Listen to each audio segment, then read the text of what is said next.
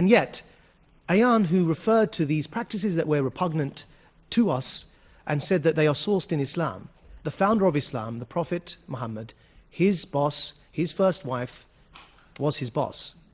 And many people don't know that. And so what I want to demonstrate by this point is that it's a complex matter. There are practices in Muslim-majority societies that we need to reform, but it's too simplistic to trace them back to the life of a man who lived 1400 years ago, and in many of his practices was quite revolutionary for his time, and in others was like every other man during his time. So the fact that Douglas referred to the fact that he had a bride that was underage is something which we can now look back on and say that was an awful practice. But just as we look back on many things that Romans did and say that was an awful practice, just as we look back on many things that Martin Luther did and said that was an awful practice, but we don't judge these men by the standards that we have today.